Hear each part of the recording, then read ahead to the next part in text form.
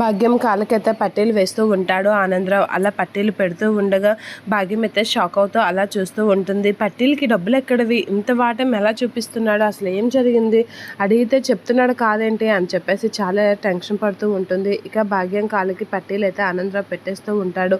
అలా కాళ్ళకి పెట్టగానే భాగ్యం నీ కాళ్ళ పట్టీలకి నీ అందమే వచ్చేసింది అని చెప్పేసి అనేసరికి ఎంత అందంగా ఉన్నాయో తెలుసా అని అంటూ ఉంటాడు. అలా అనేసరికి నీ ప్రేమకి ఈ పురుషుడు దాసోహం అయిపోతాడు ఆనందం, అంత అందంగా ఉన్నావు అని చెప్పేసి అంటూ ఉంటాడు ఆనందరావు. అసలు ఈ పట్టీలు ఎక్కడివి, కొట్టేశావా అని చెప్పేసి అంటూ ఉంటాడు. కొట్టేయలేదు, 20,000 ఇచ్చి కొనుక్కొచ్చాను అని ఆనందరావు అనేసరికి భాగ్యం షాక్ అవుతూ ఉంటుంది. షాక్ అయి అలా చూపిస్తూ ఉంటుంది. కొంచెం చేతివాటం రైస్ మిల్లులో చూపించాను, ఆ డబ్బులతో నీకు కొన్నాను అని చెప్పేసి ఆనందరావు అనేసరికి భాగ్యం అయితే షాక్ అయి అలా చూస్తూ ఉంటుంది.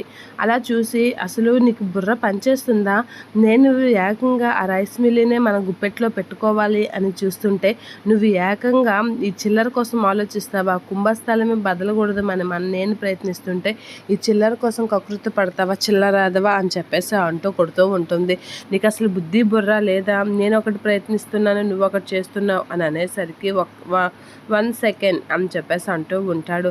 ఏంటి భాగ్యం, కుంభస్థలం బద్దలు కొట్టేది ఎప్పుడు, మనం అది అనుభవించేది ఎప్పుడు, ఈలోగా మనకి పోసాలు కదిలిపోవు, అందుకే కొంచెం కుంభస్థలం బద్దలు కొట్టేలోపు కొంచెం మనం వెనకేసుకుంటే ఆ తర్వాత కుంభస్థలం బద్దలు కొట్టకపోయినా అవసరం లేదు. ఈలోగా మనం ఎలా సంపాదించామనేది కాదు, ఎంత సంపాదించామనేదే ఎంత వెనకేసుకున్నామనేదే కావాలి. కాబట్టి మనం ముందు కొంచెం వెనకేసుకుందాం, ఆ తర్వాత కుంభస్థలం బద్దలుకొట్టడానికి ప్రయత్నిద్దాం. ఏమంటావు భాగ్యం, వద్దు అంటే చెప్పు, ఇప్పుడే ఈ పట్టీలు వెళ్ళి బయటికి ఇచ్చేస్తాను, నువ్వే చెప్పు అని చెప్పేసి ఆనందరావు అనేసరికి వద్దులే, పట్టీలు అసలే కాలుకి అందంగా ఉన్నాయి అన్నావు కదా, లేక ఎప్పుడో తెచ్చావు, మరెందుకు తిరిగి ఇచ్చేయడం, ఉన్నీలే అని భాగ్యం అంటూ ఉంటుంది.